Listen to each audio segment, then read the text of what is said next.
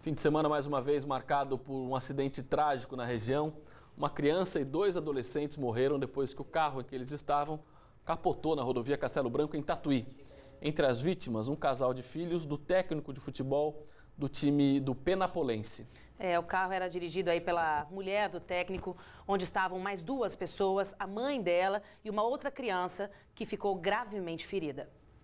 O carro capotou por 50 metros no quilômetro 134 da rodovia Castelo Branco, em Tatuí, sentido capital. Vários objetos foram arremessados e ficaram espalhados pela pista. Uma faixa precisou ser interditada. Segundo a polícia, 6 pessoas estavam no veículo. 3 morreram. Uma menina de 14 anos e 2 meninos de 10 e 12 anos, filho e sobrinho da motorista. A família é de São Paulo e voltava de um fim de semana num sítio em Cesário Lange. A motorista e a mãe dela, que estavam no banco da frente, foram trazidas ao pronto-socorro com ferimentos leves. Um menino de 13 anos chegou aqui em estado grave, com um traumatismo craniano. A polícia vai investigar as causas do acidente.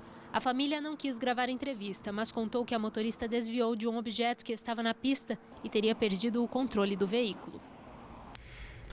Tragédia, né? Bom, a gente está aqui já com a Andressa Borzillo para falar sobre esse assunto, né? A Andressa faz a participação do esporte com a gente e, infelizmente, essa tragédia envolvendo o nome do esporte aí do interior paulista, família do técnico do Clube Atlético Penapolense, né, Andressa? A gente lamenta muito. Em nota, né, o presidente do clube do Penapolense, Luiz Gomes Mariano, decretou luto oficial na equipe assim que recebeu a notícia da morte dos filhos do treinador, né, o Claudemir Peixoto. O clube informou ainda que um veículo com atletas, diretores e comissão técnica partiu na madrugada dessa segunda-feira para São Paulo, onde vai aí acontecer o velório. A diretoria está chocada, né? Ficou chocada com essa informação, pegou todo mundo de surpresa e solidariza com a família neste momento de dor, né? E ao mesmo tempo deseja aí forças, né, para superar esse momento. Em nota, a Federação Paulista de Futebol também lamentou o ocorrido. O time volta a jogar no próximo sábado, mas essa partida ainda a gente não sabe se vai ocorrer ou não. Pode ser cancelada, né?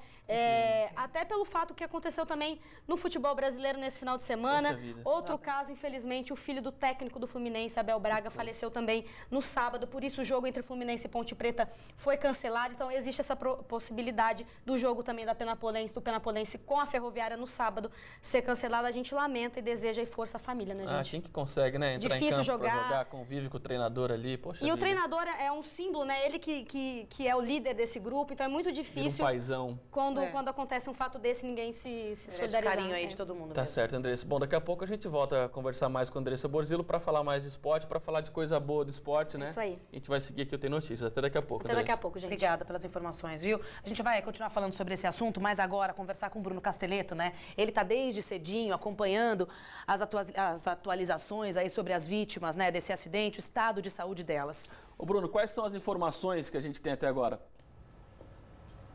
Que maneira de começar a semana, né, Felipe, Priscila? Boa tarde para vocês, boa tarde para todo mundo que está acompanhando a gente.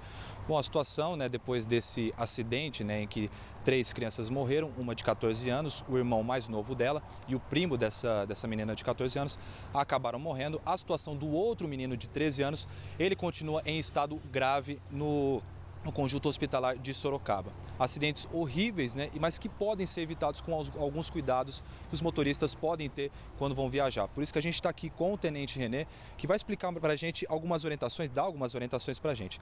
Tenente, acho que a principal orientação, um cuidado como esse, é o cinto de segurança mesmo. Como que funciona isso? Tem que ter esse cuidado, né? Boa tarde. Uma boa tarde a todos. Realmente, nós enfatizamos o uso do cinto de segurança e cadeirinhas para as crianças e adolescentes. Essa é uma das infrações que mais coíbem hoje os acidentes e a vitimização dos acidentes, junto com ultrapassagem em local proibido, junto com a embriaguez ao volante, junto com o excesso de velocidade, moto, e também contamos aí com a educação e o respeito às leis de trânsito para que sejam evitados esse tipo de acidentes. Como aconteceu nesse acidente, existiu o excesso de passageiros, né? Uma situação complicada que também deve ser evitada, né? Exatamente. Tinham 6 pessoas no veículo, né? 2 adultos e 4 adolescentes, e acabou vitimando 3 aí, um segue em estado grave. Então, é muito complicado isso. A pessoa tem que ter a consciência justamente de não levar mais passageiros do que o veículo comporta. O horário a sair de casa e pegar a estrada e também ver as condições da pessoa, né? Se está descansada, ver as condições do veículo, são muito importantes também, né? Nós também fazemos esse trabalho de fiscalização de sono, né? As operações acorda motorista, tanto à noite quanto à tarde principalmente, porque as pessoas almoçam e vão viajar, ou elas jantam ou pegam a estrada normalmente na madrugada. Isso daí é complicado. Então, se tiver sono, para numa base da Polícia Rodoviária, toma um café, estica as pernas, ou para num posto de combustível, tentar viajar o quanto mais tranquilo possível. Uma situação como essa, nesse acidente, a partir do que aconteceu, como é que vai definir em relação à situação e explicar o que aconteceu nesse acidente? Agora, a Polícia Técnico-Científica, por meio da perícia, foi ao local do acidente e verificou todos os vestígios, todos os indícios do que aconteceu e vai nos dar um parecer aí, num prazo estipulado por eles, eu acredito que em até no máximo 30 dias, para verificar as causas do acidente, porque é rodovia Castelo Branco, uma pista seca, pista dupla, à luz do dia, então apenas a perícia vai poder definir o que aconteceu no acidente. Tá certo, tenente, muito obrigado pelas informações.